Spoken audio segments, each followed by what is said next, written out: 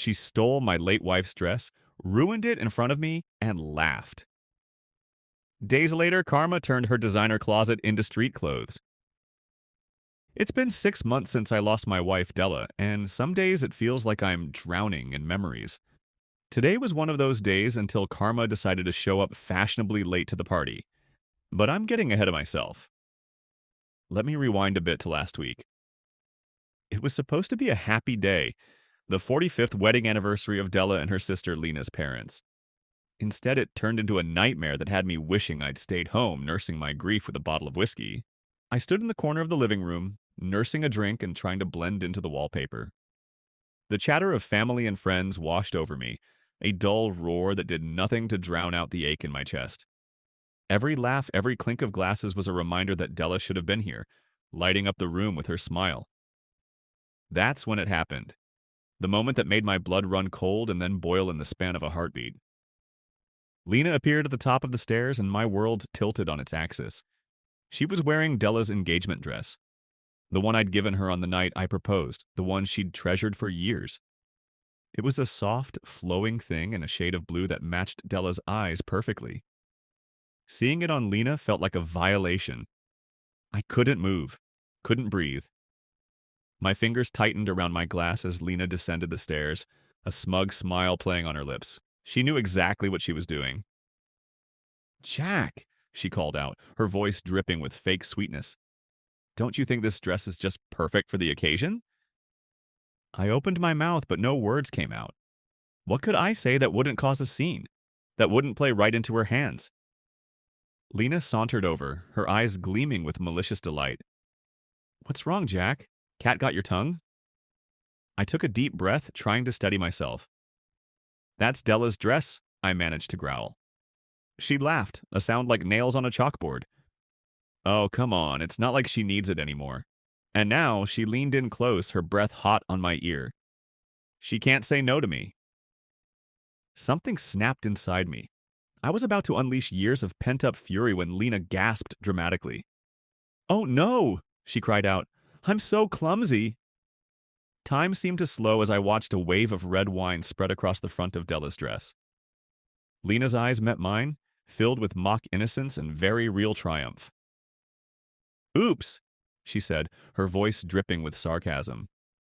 "I guess I ruined it. Such a shame." I don't remember much of what happened next. Somehow I made it through the rest of the party without committing murder. But as I drove home that evening, my knuckles white on the steering wheel, I knew something had changed. Back in my empty house, I paced the floor like a caged animal. Memories of Della flooded my mind, sharp and painful. Her laughter, her strength, the way she always stood up to Lena's bullshit. "God, I miss you, Dell," I whispered to the empty room. "You always knew how to handle her." I could almost hear Della's voice in my head, calm and steady. "Don't let her get to you, Jack. She's not worth it." But it wasn't just about me anymore. It was about honoring Della's memory, about not letting Lena tramp all over the life we'd built together. As I collapsed onto the couch, exhausted and heartsick, a strange calm settled over me. I wouldn't seek revenge. That's not what Della would have wanted. But I wouldn't stand in Karma's way either. Something told me the universe had taken notice of Lena's behavior, and it was only a matter of time before the scales balanced out. Little did I know how right I was. A few days later, I was mindlessly scrolling through social media, trying to distract myself from the gnawing emptiness in my chest, when a post caught my eye. It was from Lena, and it was dramatic, to say the least. "My dear friends," it read, accompanied by a selfie of Lena with tears streaking her mascara. "I was robbed yesterday. They took all my cocktail outfits and branded clothes. I'm devastated." I blinked and read it again. A laugh bubbled up in my throat, unexpected and a little rusty from disuse. Before I could fully process what I was reading, my phone rang. Lena's name flashed on the screen. I answered, curiosity getting the better of me. "Hello?" "You colossal jerk," Lena's shrill voice assaulted my ear. "I know it was you. How dare you?" I held the phone away from my ear, her tirade continuing unabated. When she paused for breath, I jumped in. "Lena, what the hell are you talking about?" Don't play dumb with me, Jack. My clothes, all my designer outfits, they're gone. And I know you're behind it. I couldn't help it. I laughed. It was a real laugh, the kind I hadn't experienced since Della died. Lena, I hate to burst your bubble, but I had nothing to do with your clothes going missing. Liar, who else would do this? It's payback for the dress, isn't it? I sighed, pinching the bridge of my nose. Lena, I've been home wallowing in my grief. I haven't left the house in days. How exactly do you think I managed to orchestrate a theft of your wardrobe? She sputtered, clearly not expecting logic to enter the conversation. But, but, look, I said, a hint of amusement creeping into my voice. I'm sorry you were robbed. That sucks, but it wasn't me. Then explain this, she shrieked. My phone pinged with an incoming message. I pulled it away from my ear to look, and what I saw nearly made me drop it. There, in living color, were photos of Lena's missing clothes. But they weren't in some thief's lair or a pawn shop. No, they were being worn by homeless women on the street. I saw a Gucci blazer draped over the shoulders of an elderly woman pushing a shopping cart. A Prada dress adorned a young mother cradling a baby. I couldn't contain myself. Laughter erupted from me, deep and genuine. It felt foreign, almost painful, but God, it felt good. What's so funny? Lena demanded. This isn't a joke, Jack. Oh, Lena, I managed between chuckles. Trust me, karma works in mysterious ways. What's that supposed to mean? I swear, Jack, if I find out you had anything to do with this, you'll what? I cut her off, suddenly tired of her threats. Look, Lena, I didn't take your clothes. Maybe the universe decided it was time for you to learn a lesson about taking things that don't belong to you. She gasped, indignant. How dare you? I'm calling the police. Go ahead, I said, surprising myself with how calm I felt. I'm sure they'll be very interested in your theory about your grieving brother-in-law masterminding a charitable redistribution of your wardrobe. I hung up before she could respond, feeling lighter than I had in months. As I set my phone down, a memory surfaced. Della rolling her eyes after yet another confrontation with her sister. One of these days, she'd said, Lena's going to push too far and it's going to bite her in the rear.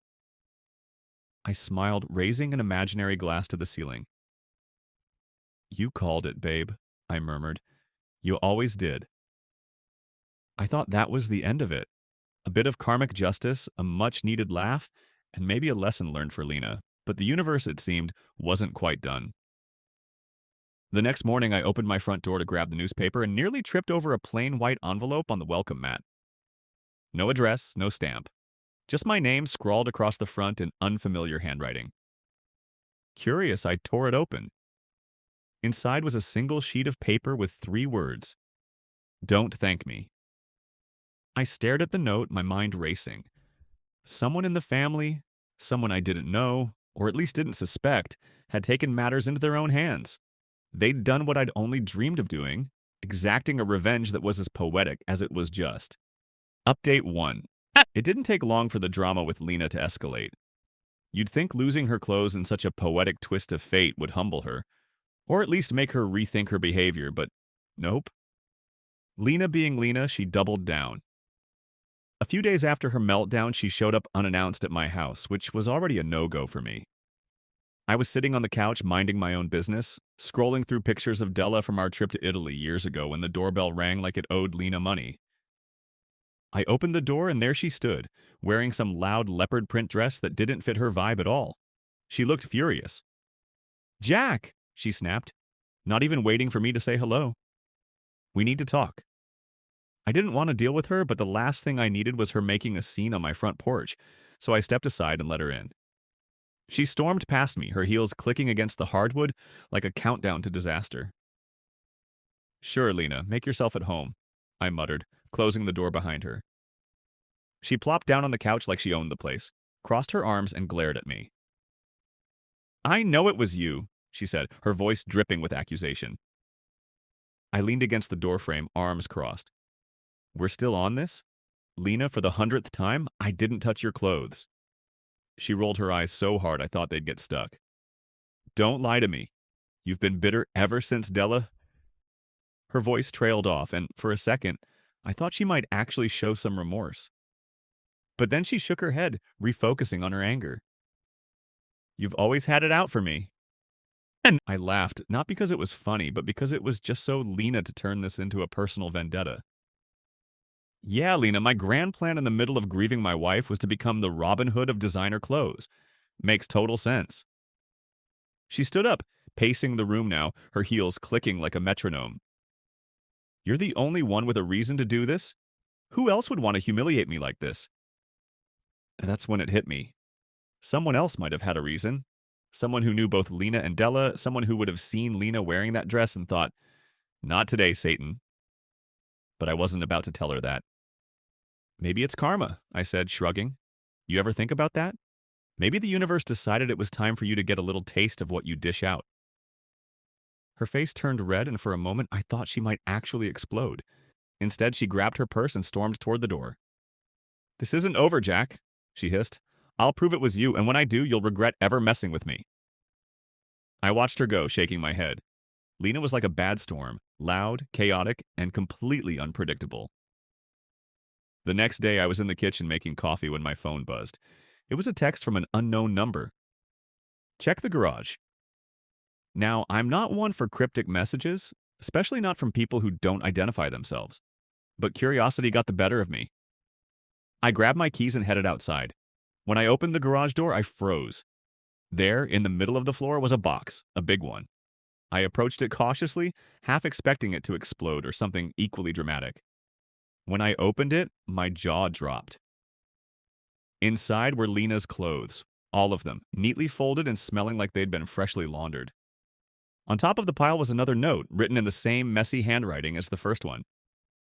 This is where it ends. Don't let her win. I stood there for what felt like forever, staring at the box. My first thought was to call Lena and tell her to come get her stuff, but something stopped me. The person who'd done this clearly didn't want to be known, and I wasn't about to drag them into Lena's drama. Instead, I grabbed the box, carried it to the corner of the garage, and left it there. Out of sight, out of mind. But Lena didn't let up. A few days later, she showed up again, this time with a police officer in tow. I opened the door to find her smirking like she'd just won the lottery. Jack, she said sweetly, this is Officer Morales. He's here to ask you a few questions. I sighed, stepping aside to let them in. Officer Morales was polite but firm, asking if I'd had anything to do with Lena's missing clothes. I told him the truth, that I had no idea who took them, and that I'd been at home grieving during the whole ordeal. Lena, of course, kept interjecting, accusing me of lying, but Morales shut her down pretty quickly. After about 15 minutes, Morales stood up and adjusted his belt. Well, Ms. Lena, unless you have concrete evidence tying Mr. Jack to this incident, there's not much more I can do. Lena looked like she wanted to scream, but she held it together long enough to storm out of the house, dragging Morales with her. I closed the door behind them and leaned against it, feeling more exhausted than I had in weeks. That night, I went out to the garage, opened the box, and just stared at it. What was I supposed to do now? Returning the clothes felt like giving Lena the satisfaction she didn't deserve, but keeping them felt wrong too. Then an idea struck me. I grabbed my phone and started making calls. Over the next few days, I reached out to shelters and community centers, asking if they needed donations of clothes. Most of them said yes, so I packed up the box and drove to the nearest one. As I handed the box over to the shelter coordinator, a sense of peace washed over me. It wasn't about revenge or proving a point anymore. It was about doing something good, something Della would have been proud of. I didn't tell Lena what I'd done with the clothes. Let her think whatever she wanted. As far as I was concerned, this chapter was closed. Or so I thought. A week later, another envelope showed up on my doorstep. Inside was a single sentence. You did the right thing. Update 2. Lena didn't let things go. Of course she didn't. That would require self-awareness, and she was allergic to that. She posted on social media almost daily about her stolen wardrobe, calling herself a victim and vaguely accusing certain family members of orchestrating the whole thing. Every time I scrolled past one of her dramatic posts, I felt a mix of amusement and secondhand embarrassment. But then she went a step further. One morning, as I was sipping my coffee and reading the paper, I got a call from a friend of mine who worked at the local news station. Jack, she said, barely able to contain her laughter. You're not going to believe this. Apparently, Lena had contacted the news to do a segment on her tragic story. She'd convinced a reporter to come to her house, film her crying over her missing clothes, and launch an investigation into the theft. My friend said the piece was set to air that evening. I couldn't stop laughing. The idea of Lena turning her missing wardrobe into a full-blown media circus was peak Lena behavior. But then something occurred to me. If she was putting herself out there like that, there was a good chance someone who knew the truth would step up. That night, I turned on the TV, fully expecting to see Lena's crocodile tears and over-the-top dramatics. And boy, did she deliver. There she was, sitting on her pristine white couch, surrounded by expensive throw pillows, dabbing at her eyes with a tissue. She told the reporter about her beloved designer clothes, how they'd been taken from her without a trace, and how she felt violated. I nearly spit out my drink when she said, I just want justice. Justice for stolen clothes? Sure, Lena. But then the segment took a turn. The reporter started asking questions about why someone might target Lena specifically. Is there anyone you think might have had a motive? The reporter asked. Lena hesitated, then said, Well, there is someone in the family who's been acting very suspiciously since my clothes went missing. I froze. Was she about to drag me into this nonsense on live TV? It's my late sister's husband, she said, her voice dripping with fake sorrow. He's been so bitter ever since Della passed, and I think he might have taken my clothes to hurt me. I turned off the TV. I couldn't watch anymore. This was next level unhinged, even for Lena. The next morning, I woke up to a flood of texts and missed calls. Friends, family, even people I hadn't talked to in years were reaching out to ask if I'd seen Lena's news segment. Some were furious on my behalf. Others were just curious, but all of them agreed on one thing. Lena had officially lost it. But here's the thing about the universe. It loves a good plot twist. And that afternoon, as I was trying to decide whether or not to confront Lena, I got a call from the shelter I'd donated the clothes to. Mr. Jack, the coordinator said, I thought you should know something interesting happened. She went on to explain that a few days earlier, a well-dressed woman had shown up at the shelter, demanding to know if they'd received any designer clothes recently. She claimed they were hers and that she wanted them back. The staff, understandably, asked her to provide proof of ownership, which she couldn't do. And when they refused to hand over the clothes, she lost it. Started yelling, threatening to call the police, the whole 9 yards. Eventually, they had to escort her out. Was her name Lena by any chance? I asked, already knowing the answer. The coordinator laughed. She didn't give a name, but she did leave this. She described a business card with Lena's name and contact info on it. I thanked her for letting me know and hung up, feeling equal parts amused and annoyed. Lena was so desperate to get her clothes back that she'd stooped to harassing a shelter. Classic Lena. But the best was yet to come. A few days later, another news segment aired, this time exposing Lena's meltdown at the shelter. Someone from the staff had recorded the whole thing and leaked it to the station. The video showed Lena screaming at the top of her lungs, calling the staff thieves and liars, and generally making a fool of herself. The public response was swift and brutal. People flooded her social media with comments, calling her entitled, selfish, and every name in the book. Some even started using the hashtag #DesignerMeltdown. For the first time in her life, Lena had to face consequences. She deactivated her social media accounts, stopped showing up to family gatherings, and basically went into hiding. I'd like to say I felt sorry for her, but I didn't. Lena had spent years making Della's life difficult, and she tried to do the same to me after Della was gone. She deserved every bit of the backlash. As for me, I felt like I could finally breathe again. The weight of Lena's drama was gone, and for the first time since Della passed, I felt a sense of closure. One night, as I was sitting on the couch, I found myself talking to Della again. You wouldn't believe what's been going on, I said, laughing softly. But don't worry, I think Lena finally got what she had coming. And maybe, just maybe, the universe agreed.